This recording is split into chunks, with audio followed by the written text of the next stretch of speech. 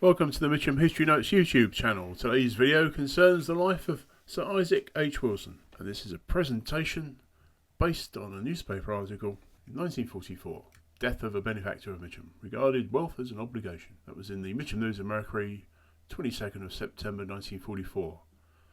I've transcribed this article onto my website, and I'll give a link in the description below. A man to whom wealth was regarded as an obligation to the less fortunate rather than a privilege to himself. His philosophy was clear. The only return he asked for his generosity was the increased happiness of the people. He was a simple, kind and modest man who hated publicity, disliked constant reminders of the good he had done. He was loved in Mitcham for his own sake, not just for his gifts. His story begins in Milton, Cumberland. Now this is what Cumbria today used to be called, and I'll refer to Cumberland later on. He was the youngest of four brothers, son of a yeoman farmer. In his youth he worked on his father's farm. His first career was to become a draper's apprentice. He left the drapery business to join his brother Joseph in the building trade in London. There they developed large areas of London, including Fulham, Mitcham and Tooting Junction. His other two brothers, Thomas and John, made their own fortunes building working-class houses in Newcastle. Upon their deaths, Sir Isaac inherited several £100,000, consolidating the family success. A £120,000 gift to Mitcham, the Wilson Hospital. This was inspired by his first wife, a fellow native of Cumberland.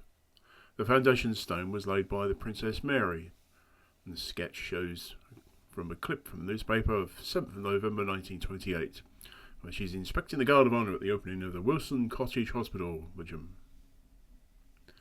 This was a £60,000 investment, which was later doubled, hence the £120,000 gift.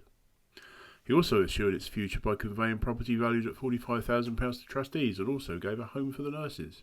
On a personal note, the bombing of the hospital during the Second World War was a great blow to him, and he was glad to see it repaired and reopened. And this photograph I took in 2019.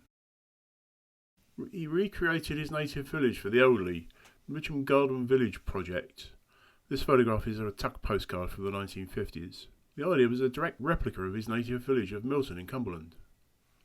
And the idea was to provide a place where the old people from the borough could live entirely rent-free. Quick note, the borough being referred to in these slides is Mitcham Borough, not the current Merton Borough. Also, a modern convalescent home was built at the cost of £60,000, the Cumberland House.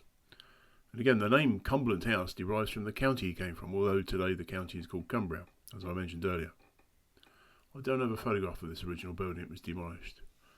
And the site currently houses the Merton Dementia Centre. Recognising the cost of upholding the home through voluntary methods would be an enormous charge, and Mitcham Sir Isaac agreed to a more sustainable plan. The home was taken over by the Surrey County Council, which accepted responsibility for its operation and ensuring its future. As I say, these slides are based on a report from 1944. He effectively donated £250,000 to Mitcham over 15 years, and also £20,000 to his home village of Milton for building also another garden village. A list of his public roles include Justice of the Peace, member of the Surrey County Council, member of the Mitcham Borough Council, Church Warden at St Barnabas Church, president of the local Conservative and Constitutional Club. He was a keen educationalist. And public honours, there's a newspaper clipping there from 1937 when he was made Mitcham's Freeman. And in 1939, and I've got an excerpt here from the London Gazette, he was knighted, hence becoming Sir Isaac Henry Wilson. In his later years, his greatest pleasure was just to visit the Wilson Hospital and Cumberland House, a thing he did almost daily when his health permitted. Staff and patients alike welcomed the sight of his familiar figure. His chief recreation was reading. For 10 years he read little other than books about millionaires and self-made men like Lord Nuffield, Henry Ford and the Cadburys. He saw comparisons with his own success and studied how other successful men spent their fortunes. I think he also studied Carnegie. The death of his only daughter was a great grief to him. He later lost his first wife, who he credited as the inspiration of the gift of the hospital. His family legacy continued through his only granddaughter, Mrs. Black, who lived a few doors away, and his two grandsons who were serving with the forces at the time of his death. And so this is 1944. He lived a simple life but left an extraordinary legacy. He did more for Mitcham than any other man, yet remained unassuming to the end. He accepted honours gracefully and simply continued his work. And that photograph in the bottom left-hand corner is one I took in 2019 And on the right hand side is a zoom in of the date stone, 1928, 1928. Thank you for watching. As I say, in the description of this video will be a link to this page on my History Notes website, where you can read the full article if you wish.